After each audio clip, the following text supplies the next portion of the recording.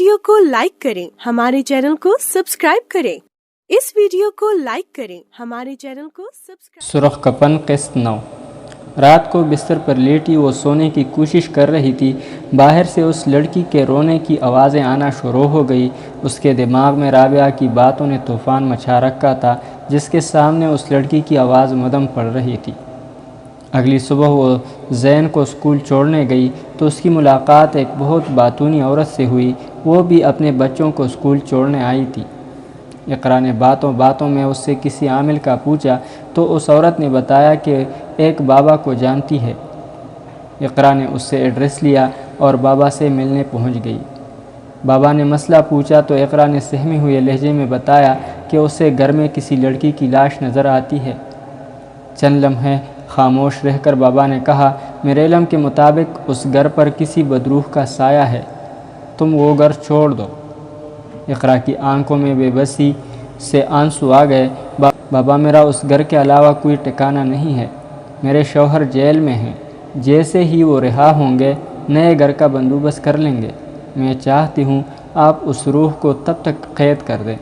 بابا نے معنی خیز نظروں سے اسے دیکھتے ہوئے پوچھا، تم اکیلی رہتی ہو گھر میں؟ نہیں، میرا بیٹا بھی ہے 6 سال کا، اقرا نے بتایا۔ بابا نے آنکھیں بند کر لی اور بولنے لگا، بہت خطرناک بدروح ہے وہ، تمہیں اور تمہارے بیٹے کو بہت جلد مار دے گی۔ اقرا نے تڑپ کر کہا، بابا پلیز کچھ کریں، اس کے شر سے ہمیں بچا لیں۔ ٹھیک ہے، تم اب میری پناہ میں ہو، بے فکر ہو جاؤ، میں اس بدروح کو جلا کر ختم کر دوں گا۔ اس کے لیے تمہارے گھر میں عمل کرنا ہوگا، اس سے پہلے کہ وہ تمہیں اور تمہارے بیٹے کو کوئی نقصان پہنچائے۔ میں آج رات ہی تمہارے گھر آ کر اسے ختم کر دوں گا۔ اقرا نے اپنا ایڈریس اسے دیا اور شکریہ ادا کرتے ہوئے گھر چلی آئی۔ وہ اس بات سے بے خبر تھی کہ بابا کی نیت میں فتور ہے، وہ عاقل ہو کر بھی بابا کی باتوں میں آ گئی تھی۔ سرشام ہی بابا گھر پہنچ گیا۔ اقرا نے احترام سے اس کا استقبال کیا۔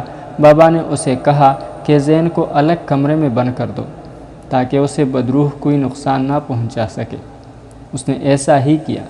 پھر اس نے وہ کمرہ دکھانے کا کہا جہاں اقرا کو وہ لڑکی بیٹھ کر روتی نظر آئی تھی۔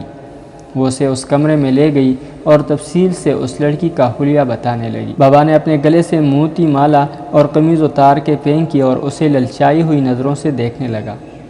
اقرا نے اسے اس طرح خود کو دیکھتے پایا تو اس کی نیت سمجھنے میں دیر نہ لگی۔ بابا کو اپنی طرف قدم بڑھاتا دیکھ کر وہ پیچھے ہٹتے ہوئے دیوار سے جا لگی اور کانپتی زبان میں کہا، بابا رک جائیے، ایسا مت کریں، آپ کو اللہ کا واسطہ۔ بابا اپنی سرخ آنکھیں اس کے چہرے پہ گاڑے قریب آیا اور اس کے دونوں بازو مضبوطی سے جکڑ لیے۔ وہ شور کرنے لگی مگر وہاں کون تھا اس کی آواز سننے والا؟ وہ بے بس ہو چکی تھی، آنسو آنکھوں سے نکل کر گالوں پہ بہنے لگے۔ اسی لمحے کسی نے بابا کو پیچھے سے پکڑ کر اقرا سے دور کیا۔ ناظرین، اگلی قسط تک اللہ حافظ۔